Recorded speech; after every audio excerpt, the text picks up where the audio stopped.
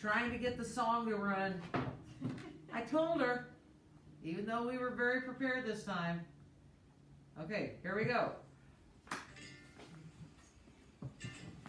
Here's a story that must be told about two ladies that are kind of old. One's a pastor, the other's not. They like to cook and chat and pray a lot. Oh, chat, cook and pray. Oh, chat, cook and pray. Oh, chat, cook and pray. Oh, chat, cook, pray. There's lots of laughter and lots of fun. Tuesdays on Facebook Live at 1. You'll never know what will happen when Lucy and Ethel are at it again. Oh, chat, cook and pray. Oh, chat, cook and pray. Oh, chat, cook and pray. Oh, chat, cook, pray. One more time.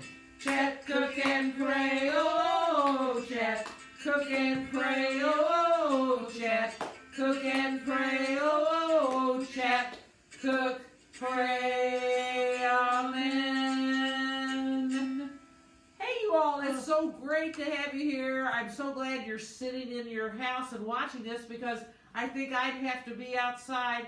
It's so beautiful. I hope you all made it through that horrible last week without any problems. Remember last Tuesday? Oh my goodness. Unbelievable. Well, in fact, we didn't even come in Monday or Wednesday last week. We worked from home. It was so bad. We did.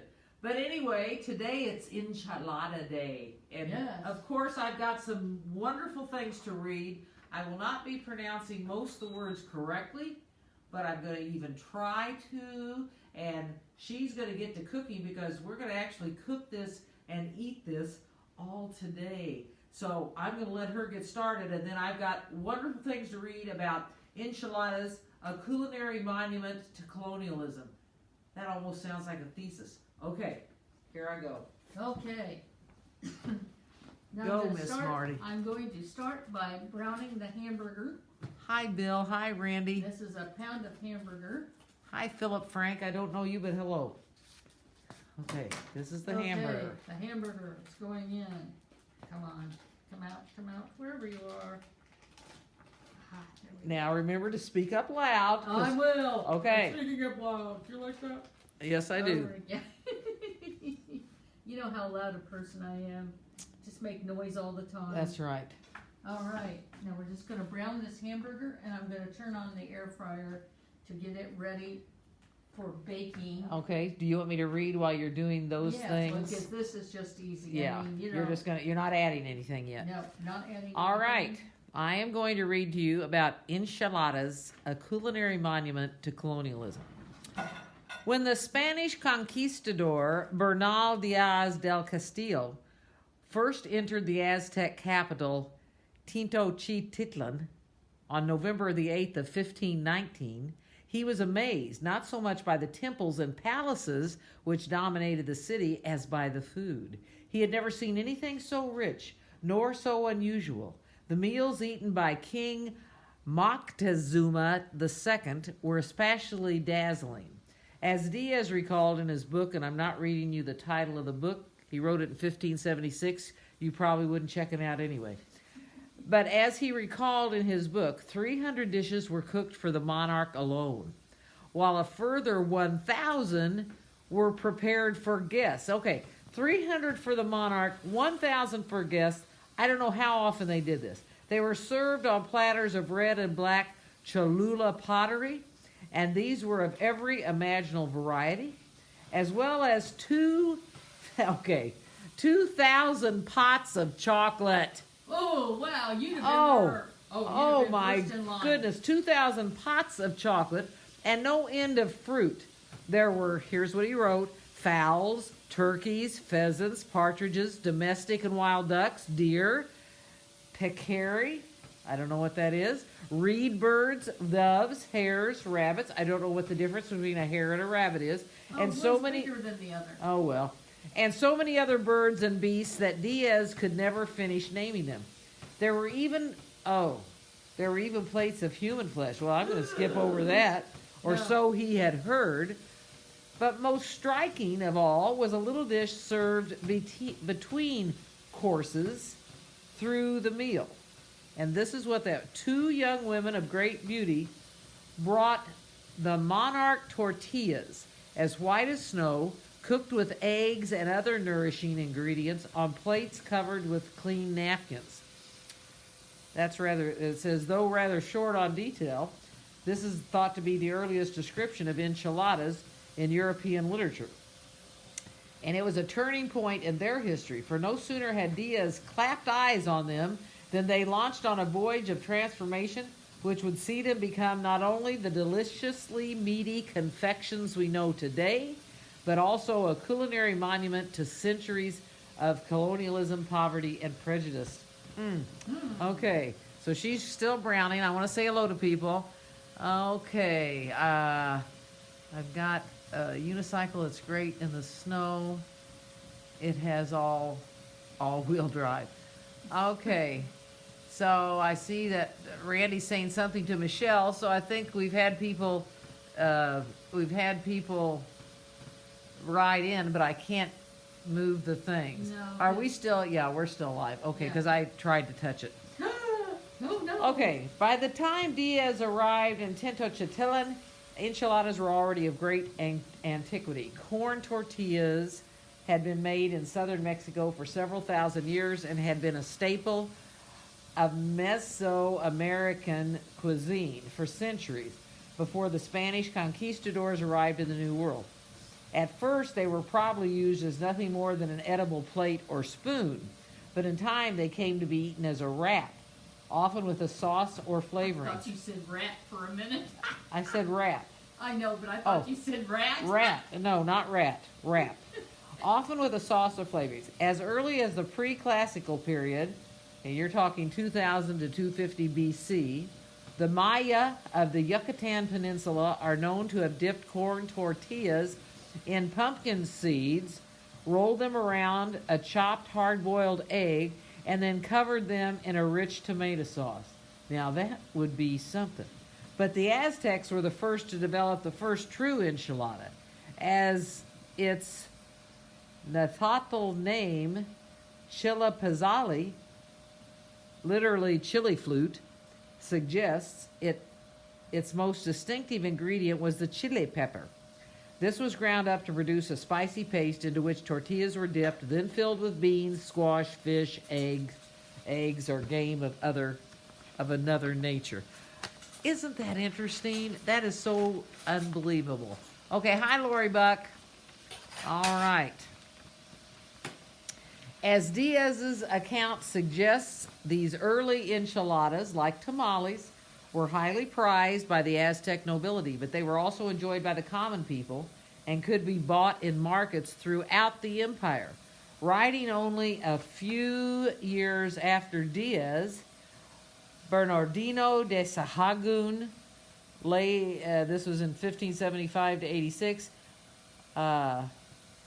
Here's what happened. Laid out on the ground, Bernardino found chili-dipped tortillas filled with shelled beans, cooked shelled beans, uncooked shelled beans, with mashed shelled beans, with chili and maize, with meat and grains of maize, and any number of other ingredients. All of these could be eaten with a range of sauces, some of them terrifyingly hot. Okay, now you see she's putting in her green chilies. And green chilies are not terrifyingly hot. They're just very flavorful. These say very mild. I bought the ones that said mild. Mild. Spicy. So here's the green chilies that she's adding to the hamburger. And then, and this hamburger was so lean that I did not have to enough drain grease it. to even drain off. So Great. I didn't worry about it. And I'm also going to add, one of the things you could add is a teaspoon of the cumin. Teaspoon of Do cumin. that. There's a half a teaspoon. And now there's two half teaspoons, taking one. Quick math here.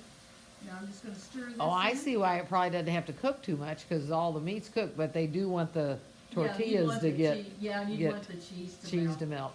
And now I'm going to add half of this can. Don't do what I did the first time I fixed it because I am an inability to read, apparently, I added the whole can in, which made my filling for the tortillas rather interesting. So then I read the recipe and I had to scoop out the difference, and so I will not be repeating that performance for you today. Now I'm just going to cook this some more to... Okay, so basically what you put in there was the hamburger, the green chilies, and the red tomato sauce. Half of that huge can. The enchilada sauce. The enchilada sauce. Now you can make enchilada sauce from scratch, and I have done that.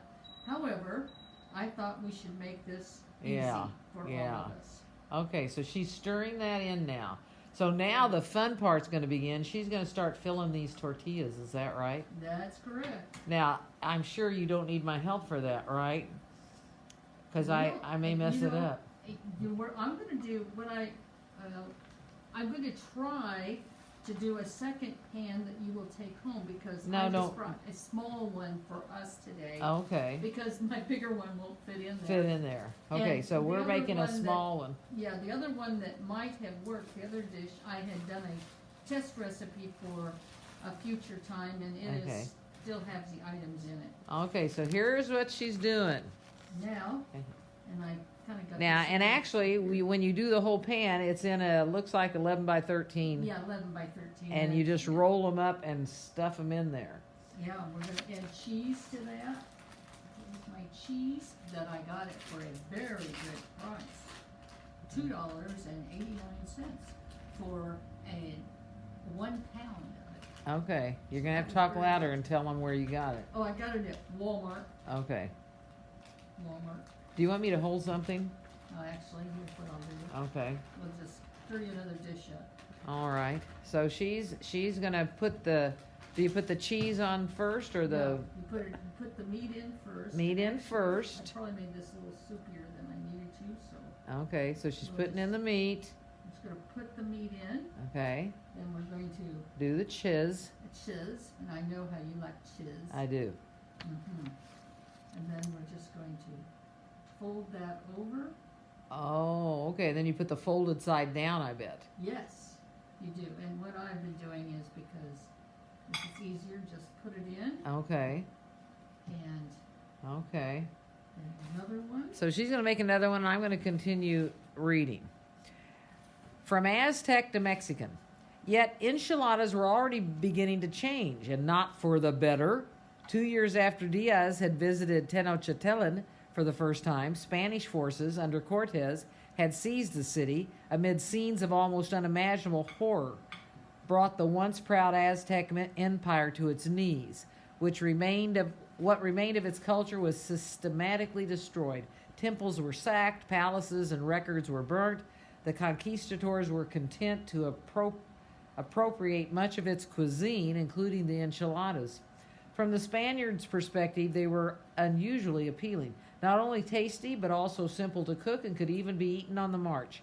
They could be adapted to Spanish tastes. New ingredients were added, including cheese, pork, and chicken, and spicy sauces came to be used in preference to the chili paste, which had previously been the special part of the Aztec version. When Mexico became a fully fledged colony as the viceroyalty of New Spain, this hybrid enchilada became an integral part of its culinary culture. At first, of course, it was merely a curiosity, which the colonists ate while looking for gold and dreaming of home.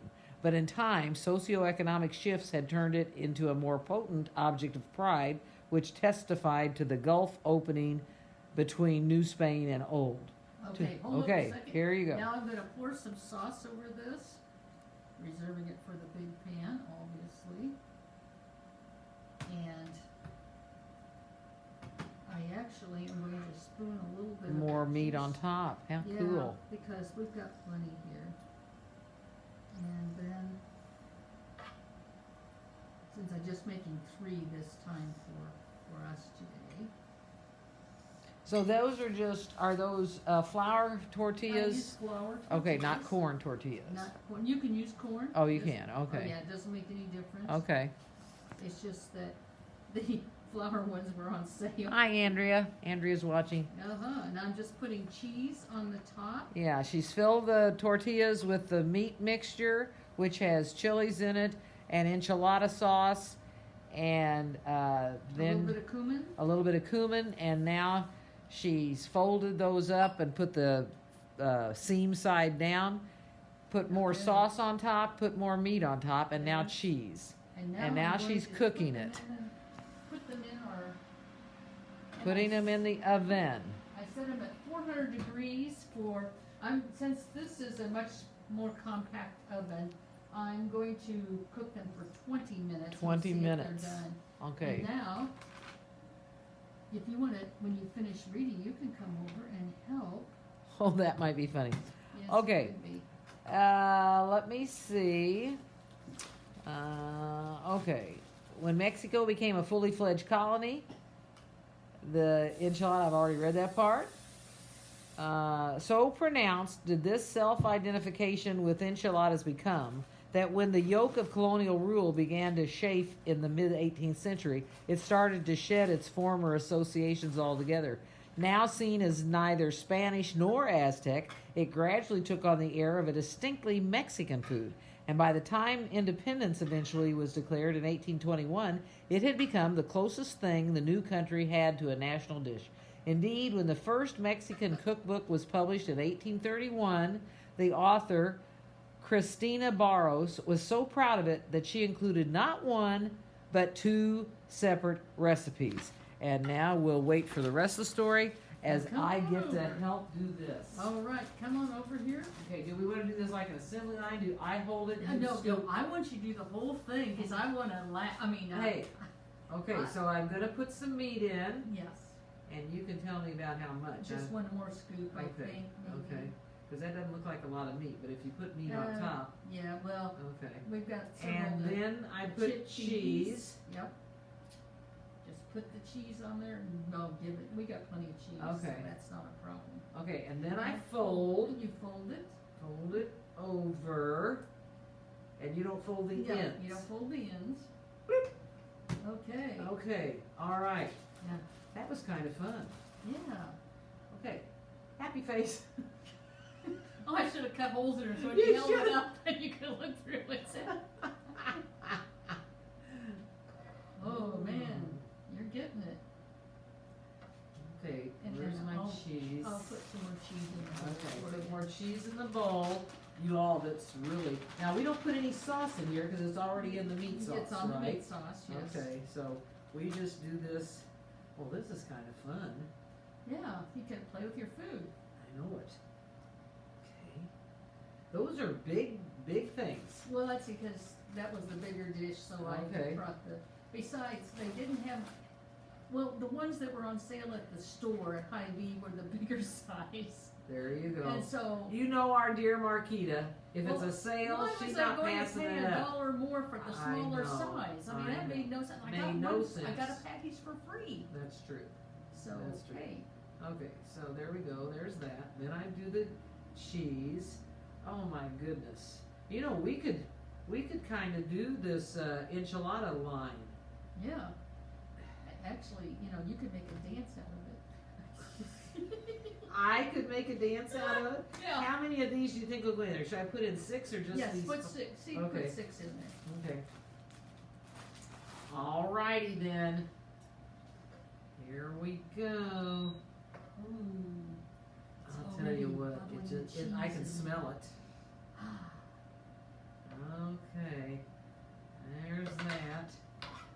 More cheese. And then fold and fold and flip. And now one more is going to go in here. And then we're done. We're not going to have too much meat to put No, on well, top. you're not really supposed to put the meat on the top. Oh, okay. But I was running out of enchilada sauce because I was generous in the filling part. So. Okay.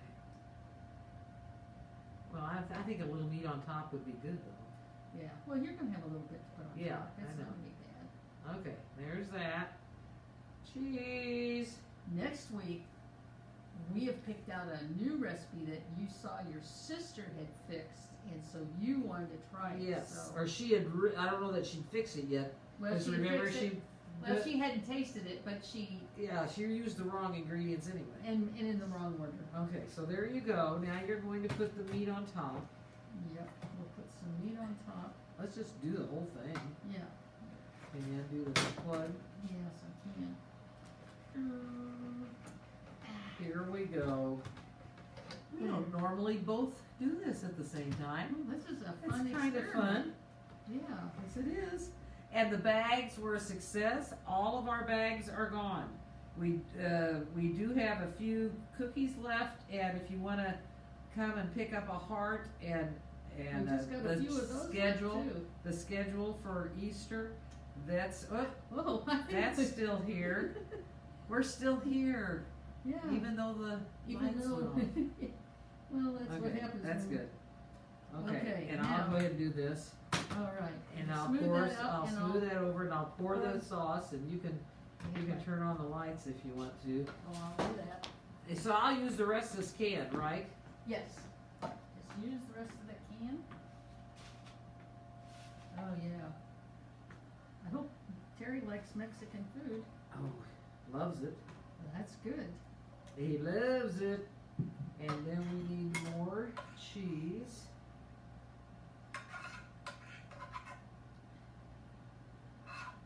Well, you're just scraping up every bit of it. Oh, yeah, no sense wasting it. Yeah, Randy tested this and said it was very good. Well, I like the fact that you just, it's simple, but Yeah. yet it looks fantastic. Yeah. It's not bad at all. There. That's wonderful. Now. So how many minutes do we have left on our thing? Well, it says 15, but you know. let me turn That's on the okay. light here. Oh, We it's can, getting we done. can, It's we can getting fill done. up the time. You know, actually, I think it's gonna be done in probably less than 5 minutes. so Okay, that's well, I'm with good. you, whatever you wanna do. I'm getting my Because- napkins for the table, Oh, good idea. and then we will, I'll read some more while we get ready to get the, Alright. Oh, I just can't believe how much better the weather is today than Oh. last week. yes. And I Oh. hope you all are finding time to just stand outside and lift your little faces up To the sun. to the sun. Yes, I don't know what else you lift them up to. Of course, the sun. Okay. Okay, so we're gonna watch her as she puts things up, and I'm gonna read some more stuff. An American Odyssey, it says. Okay, while she's doing that, I might put my little face Yeah, here. you keep going over it. Well, actually, you could.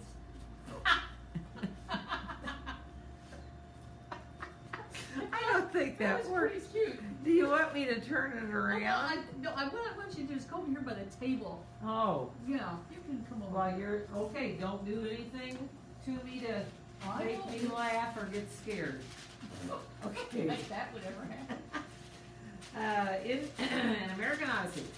But enchiladas were not to remain purely Mexican for long.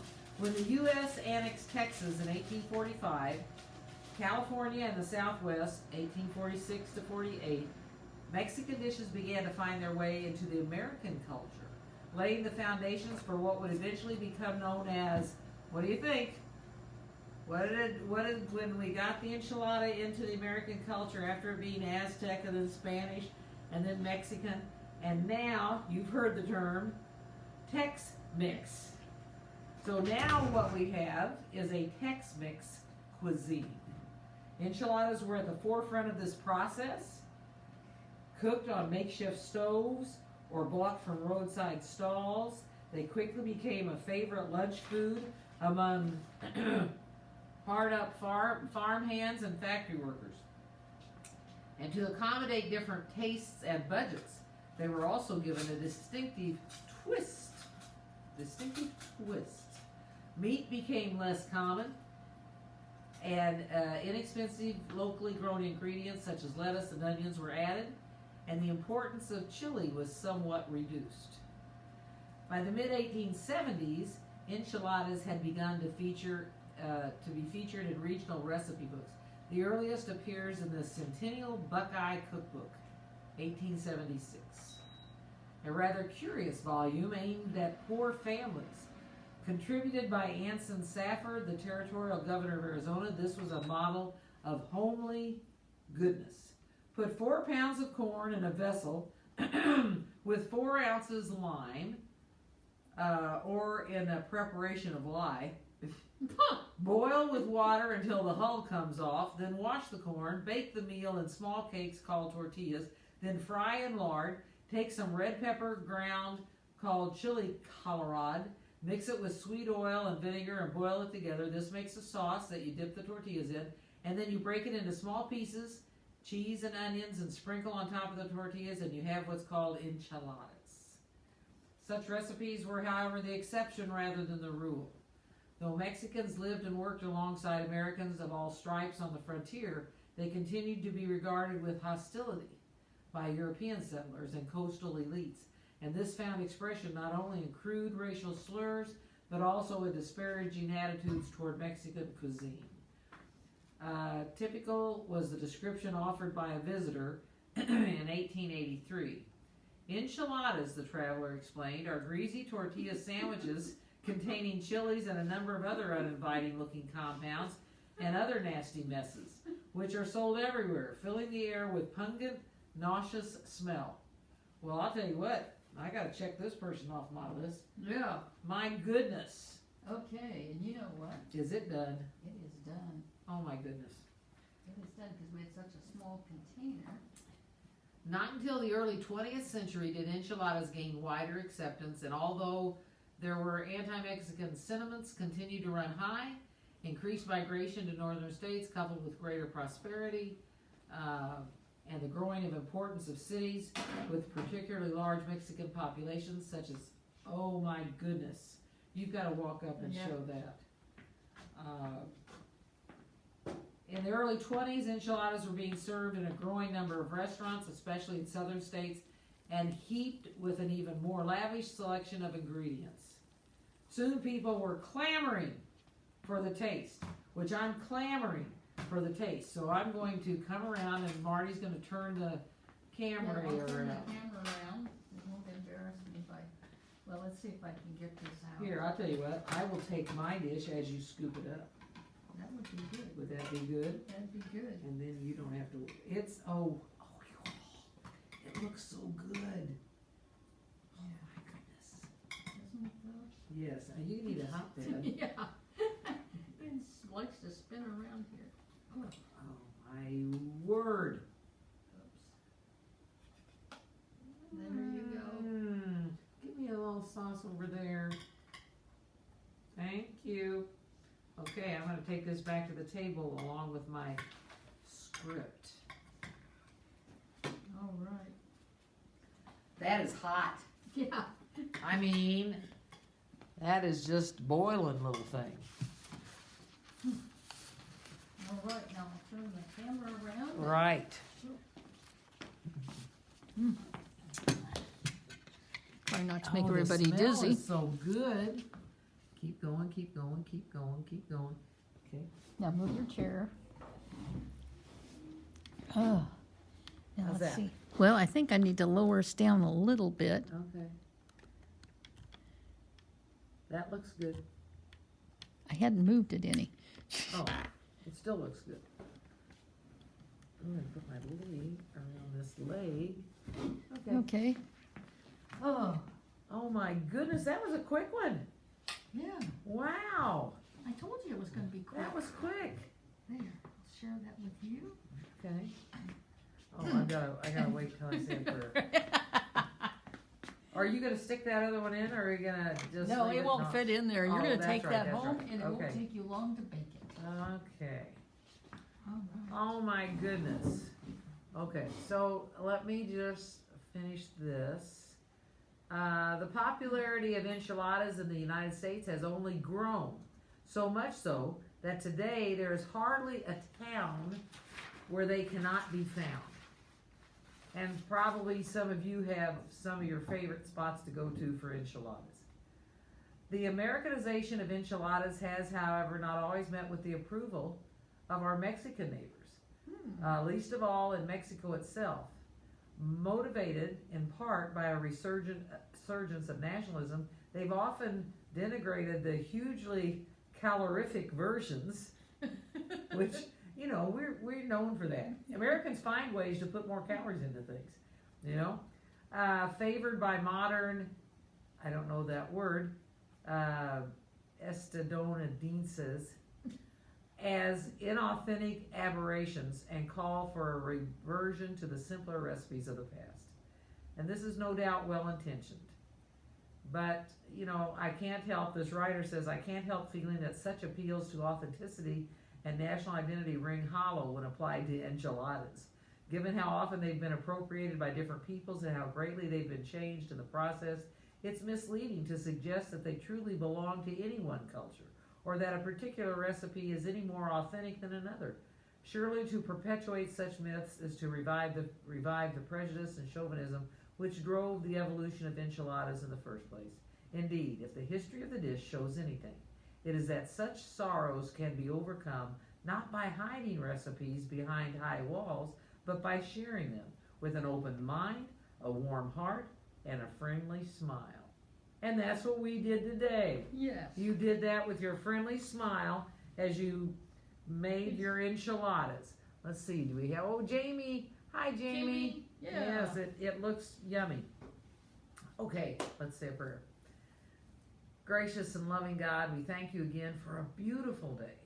A day where all of us can get outdoors and really enjoy the nature again. It was a hard week last week, and I think so many people are just so happy to see the sun and be able to get outside if they can. That would be wonderful. We thank you again for the use of your good things that Marty brings to make us wonderful dishes. We thank you for the evolution of enchiladas and how they have been taken into our culture as well. And we ask that as our Lenten journeys continue, that we just find ways to be joyful and loving and remind us to smile. In Jesus' name we pray. Amen. Okay. Okay. You know, this afternoon would be a good day for us to change the church sign. Yeah, that's right. That's what I was gonna, you know, you're reading my mind. Well, That's it's easy. exactly, yeah. It lays right out there on my sleeve. Well, we spend so much time in the office together, and pretty soon it's like, what do you even bother to talk, you know? You'll say, did you get that done? Oh, it's done. Mm-hmm. These are very good. Very Mhm. good. Just a very simple recipe. You're gonna love it. Mm. Because it cooks, of course, like she said, and you know, what would be wrong, I wonder, with if you could bake these up ahead of time. I don't know if they'd freeze well. I think they would. And take out one or two at a time and pour some sauce on for a little lunch rather than having to make the whole dish. Wouldn't that work? I don't know.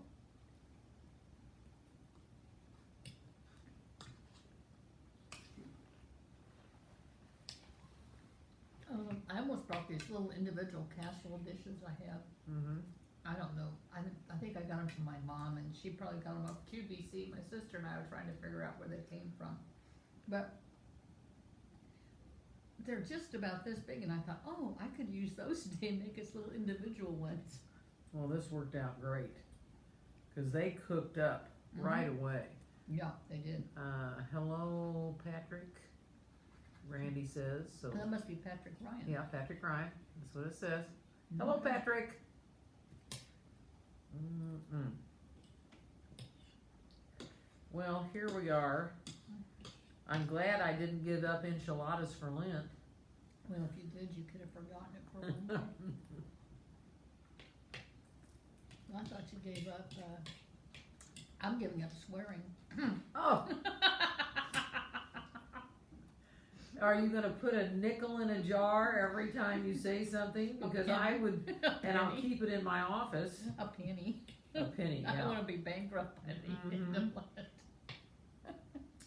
That's right.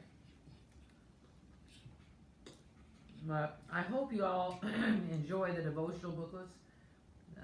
I think they've got some. It's got some really neat meditations in it, and I know you got to back up and read. You start with Ash Wednesday, but each day, I love the way it talks about how you continue on the road to God, and I thought it kind of matched our Holy Adventure theme.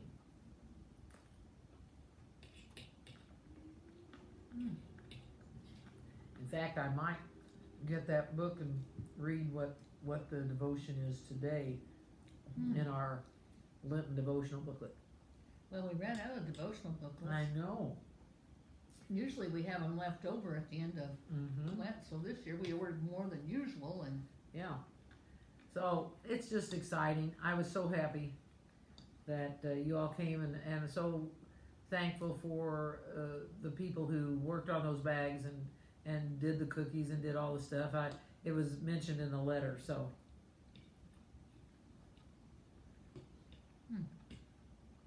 oh, yes, I'm very pleased with this. And there's another one over there for you. I know, but I think I just will eat one now. And we're gonna eat one for dessert. Yeah, that can be my dessert. They're very delicious. You know, you've hit it out of the park here lately. Oh, Because that bow tie pasta was Oh. fantastic. you had 2 extra meals of that one. Oh my goodness.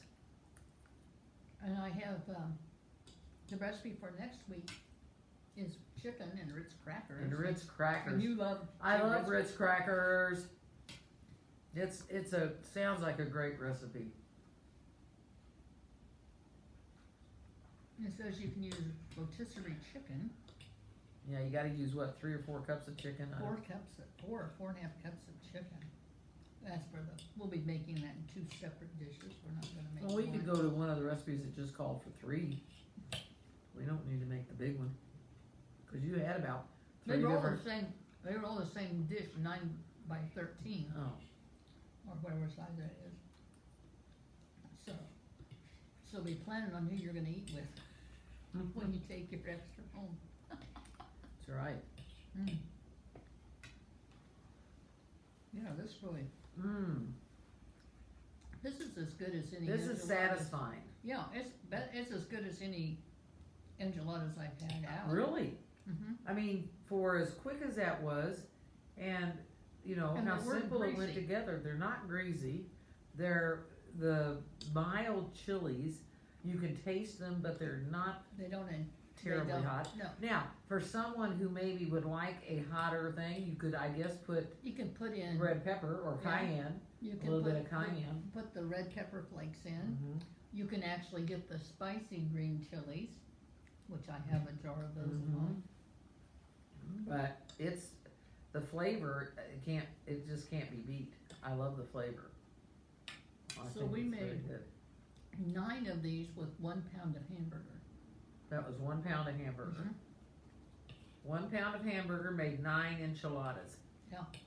And her package of cheese, which was huge. I don't even think did we use all of it or not. We didn't use all Still of it. had some left. But it cooks up so pretty. I mean, it looked so yummy just taking it out of the oven. I love that. I Yeah. think I made it through today without talking with my mouth full, didn't I? Do you think? We'll you have to a, watch later. You have a mariachi band behind you that's going to come around and start playing because I made it through without talking with my mouth full. Oh, I'm sure that'll go away. How do you say that? Marachi. I don't know what it is. Marachi. I was trying to say it right, but you know, sometimes it just doesn't. It just doesn't work. Mariachi. Mariachi. I knew there was something missing there. Mariachi band. Okay. So see what we've done. We've gotten done sooner, so they can I'll go get get outside. I'm gonna go get your booklet. What? Oh yeah, my Like your devotional book. book. It's laying on my desk. All right. She's gonna go get the booklet, and we'll read. And if you all have a devotional booklet, you can turn to today's date, which is the 23rd, 21st, 22nd, 23rd. Yes, I always figure out my dates from Sundays. If I know my Sunday date, then I can figure out what the date is on the day of the week. So it's always important for me to know my Sunday date. Coming up is the second Sunday of Lent, February 28th, and we are moving right along, and I am just hoping that this good weather stays. That was quite a horrific week, and of course we didn't have it near as bad as our neighbors to the south, especially those in Texas, and so we lift them in prayer as they go through this. And of course we also remember that we have passed the 500,000 mark in deaths to COVID. And I don't know if you got to see the candle lighting and the remembrance that was held last night in Washington, D.C. And they rang the bells of the National Cathedral. There were 2 bells, and they rang one and then the other. I think it was 500 times to, make it to the 500,000. I mean, it was just amazing. It was a beautiful remembrance. And so I think it's important for us that we don't let this become something that's so common that we lose sight of the loss that has happened to so many families. And it was just a mark that I prayed we would never pass, but we have. And I'm hoping that this, I don't know how much more loss there will be, but I am so grateful that now we do have the vaccines, but the problem seems to be getting them distributed, and the weather last week didn't help. But they are coming. It is here. And again, we have to be careful when we get the vaccines. Yes. I mean, that doesn't mean we can walk around without a mask and all of that. So it's important that we follow guidelines even after we have the vaccine. Are you looking for something? I'm looking for our comments, and I'm Okay. sorry, but you keep talking on here. Well, turn me off. I'm trying. Turn me silent. Make me silent. I make you Okay. silent. Okay, so she's looking for comments. So what do you say? Oh, let's see. Here's Bring what I some got. comments and talk loud. Okay. Let's see. Jokes about the German sausage are versed. Oh, we already had that. Was last I week. know that was. Am I on the right week? Probably not.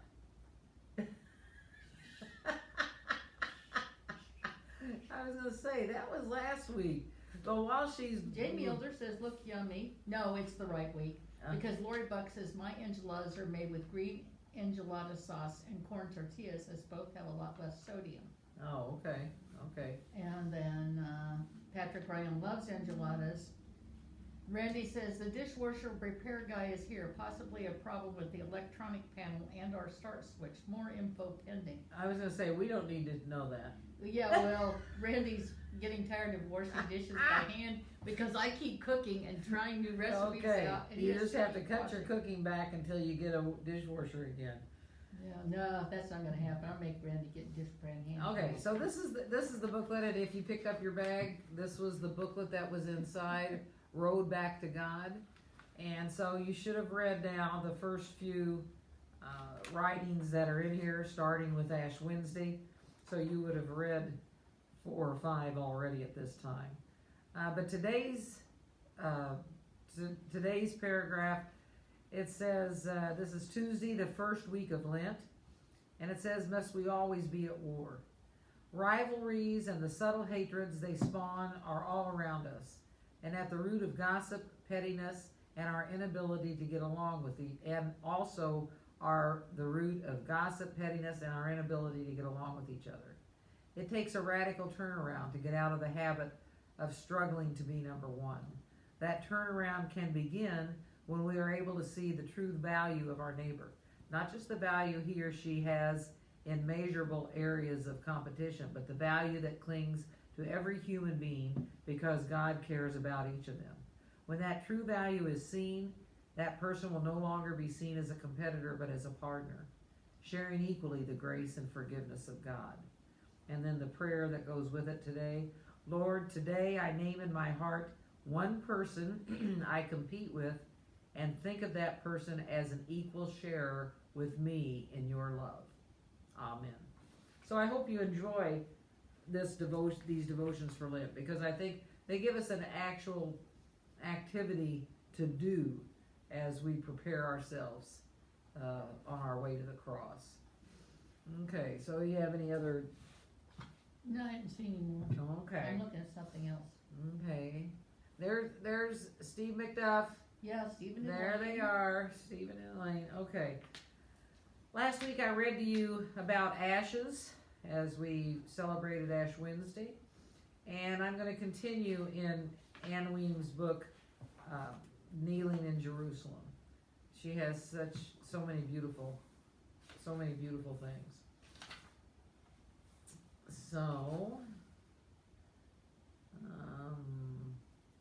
let me see if this would be good. Okay, along the way.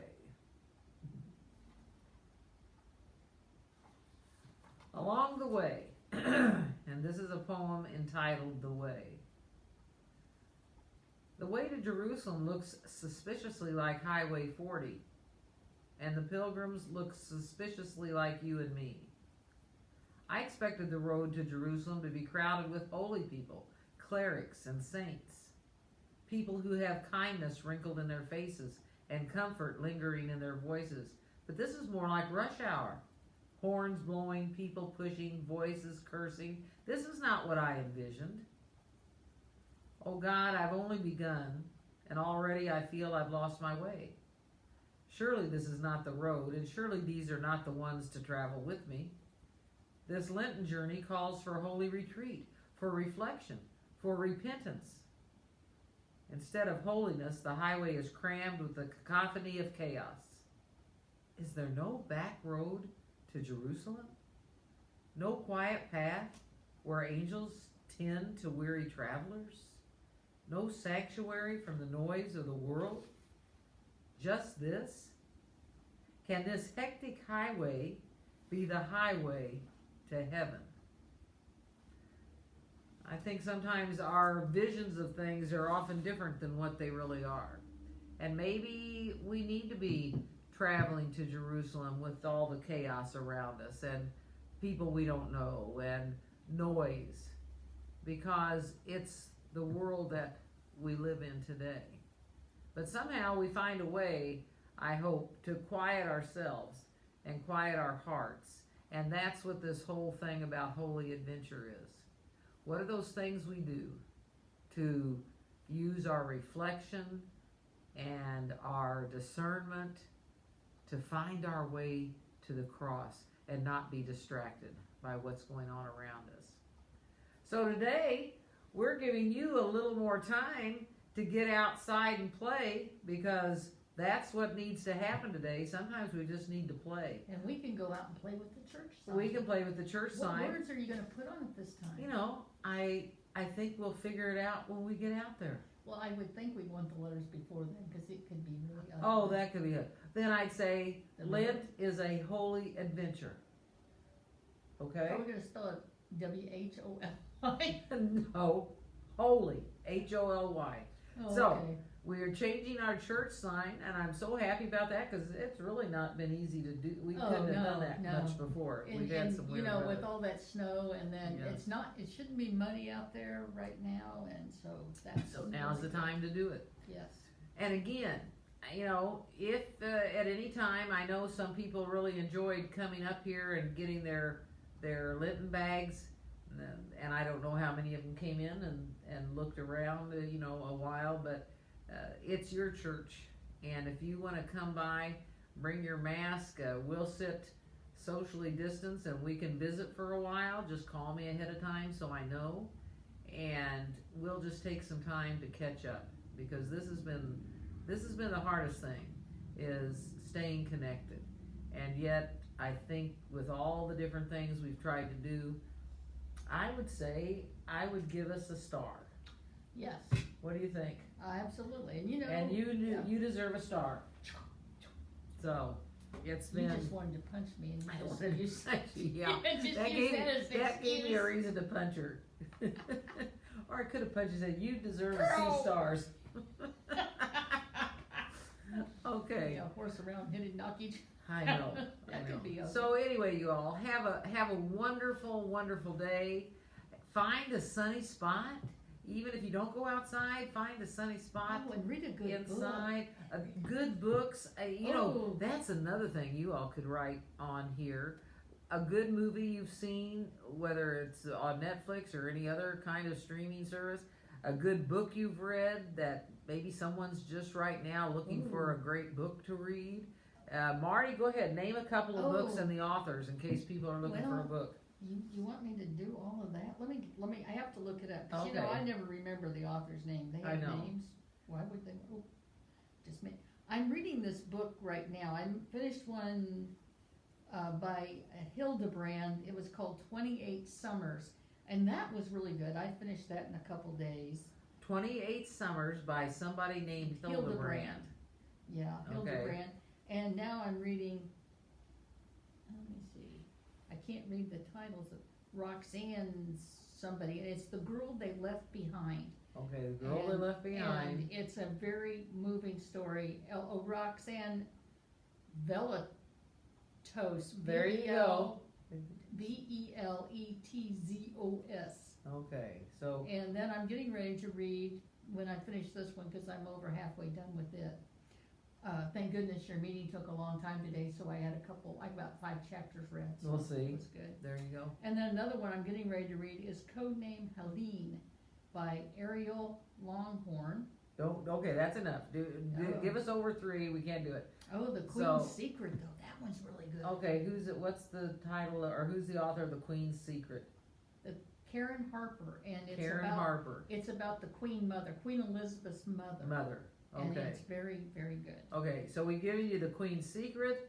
We've given you, see, I've already forgotten. The first one was what? 28 Summers. 28 Summers by Hildebrand. Ellen, E-L-I-N, Hildebrand. Ellen Hildebrand. Then there was, that The next Girl one was Left The Girl Left Behind. Behind by Roxanne Veletos, or B. something like B starts the last name. V-E-L-E-T-O-Z-I. And now The Queen's Secret. The Queen's Secret. The Queen's Secret. So, check out a book. Let's see. That's the easy, don't come prepared. Huh? I can't see that. Patrick's writing something. Oh. But anyway, we will see you next week. Enjoy your enchiladas. Share them with a neighbor. And I'm sure they'd enjoy it. Just leave the little dish, knock on the door, and say, enchiladas here. All right. Well, we gotta sing. Yes. Oh, I was ready what to were leave. you doing? I don't know. I was You trying to just- get them away early, and now we're not. Well, we're Okay. earlier than last week. Okay, here we go.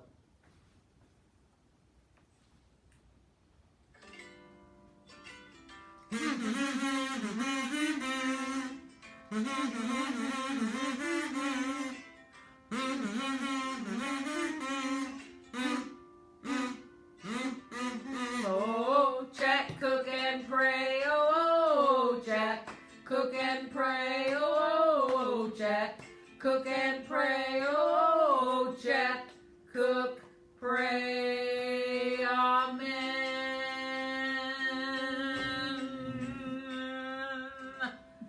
See you next Goodbye. week. See you next week.